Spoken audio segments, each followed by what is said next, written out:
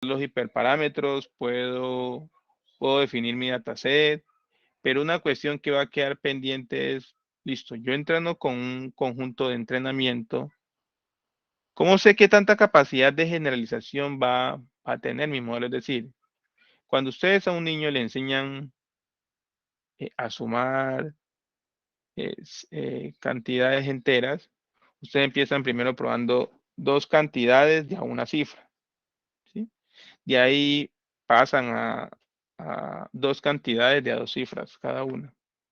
Y pasan de a tres, de a cuatro, ¿sí? Llega un punto en el que ya el estudiante tiene la capacidad de generalizar a dos cantidades y prácticamente cualquier cantidad de cifras, ¿sí? Por ejemplo, yo en este momento les digo a ustedes, yo sé que si les paso dos cantidades de 10.000 cifras cada uno, ustedes van a saber cómo sumarlo, ¿sí? ¿Por qué? Porque ustedes ya en la mente tienen impregnado ese algoritmo, ya saben cuál es el procedimiento que tienen que hacer de forma repetida hasta acabar con todas las cifras que hay dentro de las cantidades que están calculando, ¿sí? No lo han hecho, no lo han hecho, pero puede que con la capacidad de generalización que han desarrollado sean capaces de resolver eso. Entonces, eso es lo que queremos nosotros acá también con los modelos. Nosotros les enseñamos a ellos a resolver el problema con una data de entrenamiento y quisiéramos saber qué tanto va a generalizar nuestro algoritmo, ¿sí? Entonces, para eso debemos hablar de lo que se denomina el desempeño. Y las dos primeras métricas de desempeño que tratamos de aprender en el último encuentro conmigo fueron el de precisión y el de sensibilidad. Yo voy a tener un clasificador para 2, para 3 clases, para 4 clases, y yo estoy interesado en saber cuál es la precisión que tiene mi modelo para cada una de esas clases. Qué tan sensible es mi modelo para cada una de esas clases. Y cuando digo precisión, me refiero a quiero saber, pues, cuál es esa proporción de aciertos que se tiene o que tiene mi modelo para una clase específica del total de predicciones que él hizo de esa clase, ¿sí? Y en el caso de sensibilidad, yo quiero saber cuál es esa proporción de muestras que fueron clasificadas en esa clase del total de muestras que habían en la dataset para esa clase, ¿sí? Son cosas muy similares, pero se diferencian en la parte del denominador, ¿sí? El numerador prácticamente es el mismo, pero el denominador es el que cambia. En el caso de precisión, son todas las precisiones que él hizo, todas las predicciones que él hizo para la clase de interés. Mientras que en el de sensibilidad, el denominador son todas las predicciones que se tuvieron que haber hecho de esa clase, ¿sí? Es sutil, pero ahí está el poder de la diferencia. Para nosotros entenderlo de una manera más correcta, hicimos un ejemplo donde pues habíamos desarrollado una inteligencia para reconocer perro de gato, ¿sí? Y aquí podemos ver cuáles fueron los resultados de dicha inteligencia cuando el elemento relevante o la clase de interés era perro, ¿sí? Para este caso, la precisión vendría a ser 3 dividido entre 5, ¿sí? Porque estas 5 fueron todas las veces que él predijo perro y de esas 5 veces él acertó en 3.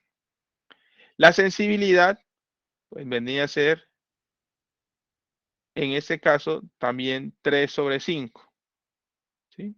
¿Por qué? Porque 3 predicciones se hicieron de forma correcta y habían un total de muestras para la categoría perro, 1, 2, 3, 4, 5, ¿sí? Coincidencialmente, para este ejemplo, la precisión y la sensibilidad para perro resultaron tener el mismo valor. Cosa que no ocurrió cuando el elemento relevante o la clase era gato, ¿sí?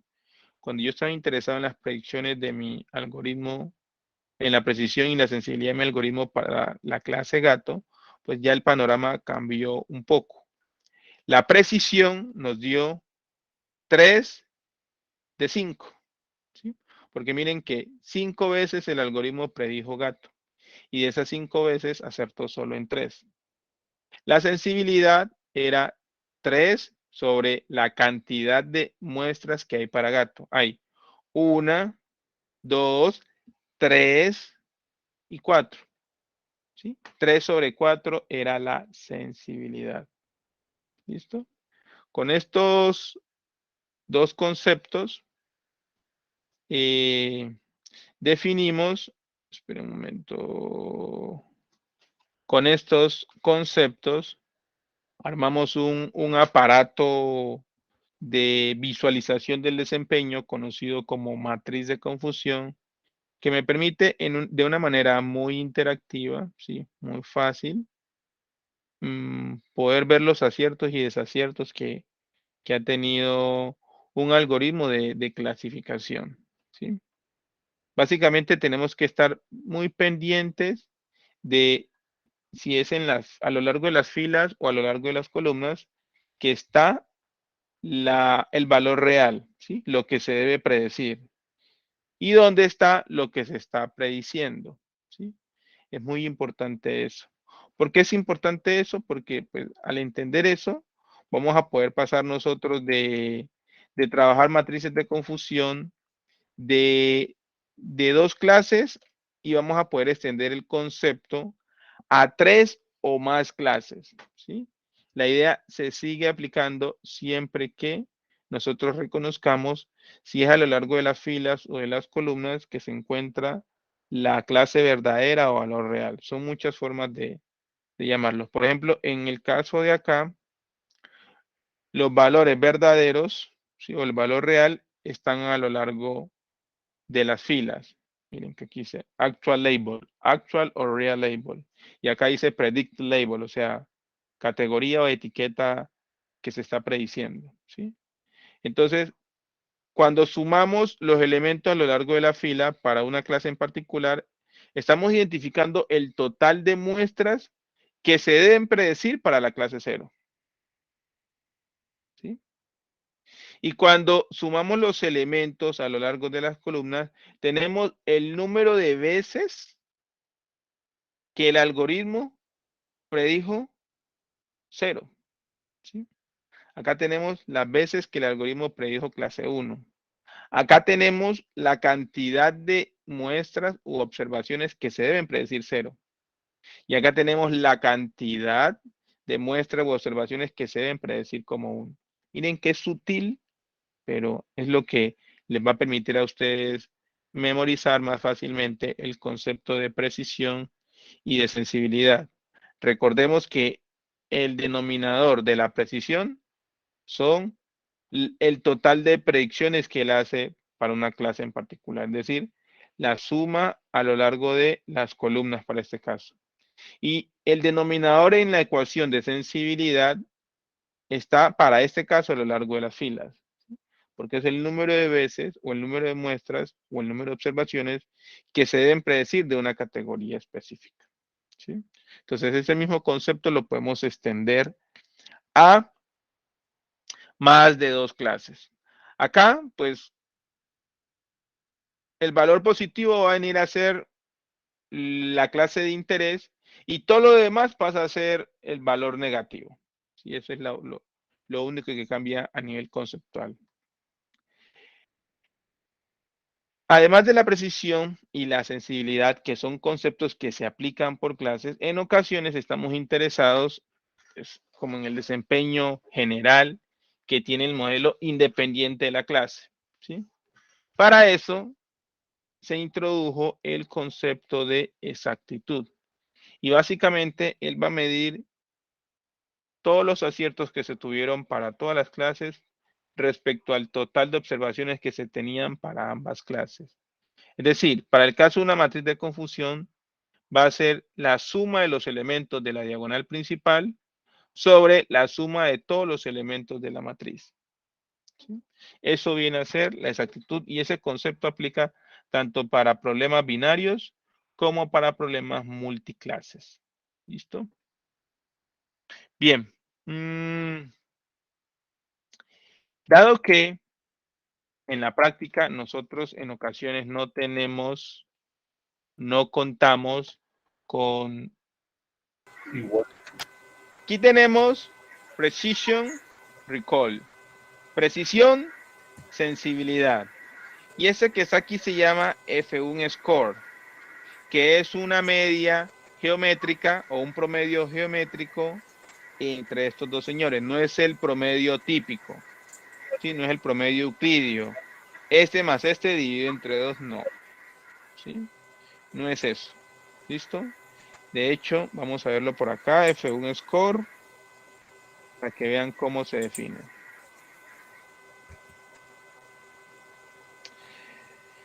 Se define como 2 por precisión por sensibilidad sobre precisión más sensibilidad. ¿Sí? Así es como se define este señor F1 score. Y por esa razón, pues a esta forma de calcular ese promedio se le llama promedio armónico o promedio geométrico. ¿Sí? Bien, volvamos acá. Entonces, acá en el lado izquierdo me está escribiendo setosa, versicolor, virgínica. Por acá me escribió exactitud y por acá me escribió una cosa que se llama macro average y weighted average. Vamos a ver cómo se lee esto. Presten mucha atención, por favor, porque aquí es donde yo necesito la capacidad de ustedes para interpretar esto. ¿Sí? Ustedes al final en la práctica se pueden conseguir un técnico en la parte de programación o un programador, lo que sea, pero al final lo importante, ustedes como tomadores de decisión deben poder analizar. ¿Sí? Y es este reporte. Entonces, miren cómo se interpreta. La precisión de mi modelo en la data de entrenamiento para la clase setosa es de 1. Como esta precisión está porcentualizada y a la vez normalizada, entonces este 1 significará 100%. Es decir, que la precisión de mi modelo para la clase setosa es del 100% sobre la data de entrenamiento. Y la sensibilidad es del 100%. El promedio armónico entre la precisión y la sensibilidad es del 100%. ¿Sí? ¿Cuántas observaciones para clase setosa habían en la data? 40. Eso significa el support. Me está dando el número de valores reales para la clase setosa. ¿Sí? Es decir, ¿cuánto tenía que él predecir como setosa? 40. De esas 40, ¿cuántas predijo? Todas. Por eso la sensibilidad me dio 100. ¿Sí? A la vez, la precisión me está diciendo que mi modelo predijo únicamente 40 veces setosa. Y como me está dando el 100%, quiere decir que todas esas predicciones fueron correctas. ¿Sí? Para la clase versicolor, la situación cambió. A pesar de que la precisión fue del 100%, la sensibilidad ya no fue del 100%, sino que fue del 97%. Por esa razón, el promedio armónico nos dio 0.99. ¿Cuántas observaciones de la clase versicolor habían en esa data de entrenamiento? 40. ¿Sí? Y para la clase virgínica, la precisión no fue del 100%, fue del 98%. La sensibilidad sí fue del 100%. Por esta razón, el promedio armónico de estas dos métricas es del 99%. ¿Cuántas observaciones reales habían para la clase virgínica? 40. Entonces aquí nos estamos dando cuenta de que la partición del dataset fue completamente balanceada. ¿Sí lo notan? Miren, completamente balanceada. De las 50 observaciones que habían para la clase setosa, cuando yo partí la data en 20 para pruebas, 20% para prueba y 80% para entrenamiento, ¿sí? El 80% de 50 es 40. Aquí está. ¿Sí? El 80% de 50 es 40. Bien, la exactitud, como se dan cuenta, ya lo vimos en la teoría, la exactitud no se calcula no se calcula para una clase en particular, ¿sí? Es un overall, es un valor total. Por esa razón, él me está indicando que la exactitud de mi modelo, independiente de la clase, fue del 99%. Pero esto sobre la data de entrenamiento. ¿Con cuántas observaciones se llegó a esta conclusión del 99%? Con 120 observaciones. ¿De dónde salen esas 120 observaciones? Salen de las 40 de setosa, de las 40 que hay para versicolor y de las 40 que hay para virgínica. ¿Sí? Acá tengo unos valores que son ponderados. Es decir, si yo quisiera promediar mi precisión para dar un valor independiente de la clase, pues yo lo podría hacer simplemente sumando estas precisiones y dividiéndolo entre el total. ¿Sí? Pero como en ocasiones la data no viene balanceada, entonces se puede calcular de dos formas. Se puede calcular teniendo en cuenta las proporciones que hay por cada una de las clases o simplemente la cantidad de aciertos y desaciertos que hay para cada una de las clases. ¿Sí? Generalmente yo utilizo el weighted average, porque multiplica cada uno de estos valores por la proporción que hay de observaciones para cada una de las clases. Es decir, pues tiene en cuenta que la data no está balanceada. ¿Sí? Aquí tenemos como ese valor promedio de precisión, que en este caso pues nos va a dar igual el macro nos va a dar igual al weighted, porque estamos frente a una data balanceada. Cuando la data no sea balanceada, pues ustedes van a poder ver las diferencias. ¿Sí? Lo mismo para la sensibilidad, nos está dando el mismo valor. Y para el F1 score, también tenemos nosotros ese valor promedio. ¿Sí? Entonces, pues digamos que de esta tabla realmente lo que se debería sacar aparte es esta exactitud. ¿Sí? Bien, porque esta exactitud no tiene nada que ver con el F1 score. Esta exactitud de aquí no tiene nada que ver con el F1 score, mientras que estos dos de acá sí tienen que ver con el F1 score. ¿Listo? Entonces ese es el cuidado que ustedes deben tener al leer esta tabla de reporte. ¿Listo? Bien, ya hemos obtenido la evaluación del desempeño sobre la data de entrenamiento. ¿Sí? Preguntas que pues uno hace porque pues al final la tabla nos da esa información detallada. Una pregunta podría ser, bajo la métrica F1 score, ojo, bajo la métrica F1 score, sobre la data de entrenamiento, ¿para qué clase o en qué clase se tuvo el mejor desempeño? Sobre la métrica F1 score, ¿sí? O para la métrica, utilizando la métrica F1 score para este modelo sobre la data de entrenamiento, porque miren que lo estamos haciendo con la data de entrenamiento. ¿Para qué clase el modelo desempeñó mejor? ¿Por qué? Porque para Cetosa nos dio 100%, mientras que para las Exactamente. otras nos dio 90. 99%. Muy bien, ¿listo? Ok, esas son algunas de las preguntas que les pueden plantear a ustedes, o les podrían plantear, por ejemplo, sobre qué clase se obtuvo el mejor desempeño para la métrica sensibilidad, o para qué clase se tuvo el mejor desempeño sobre la métrica de precisión para esta data. ¿Cuál data? La data de entrenamiento.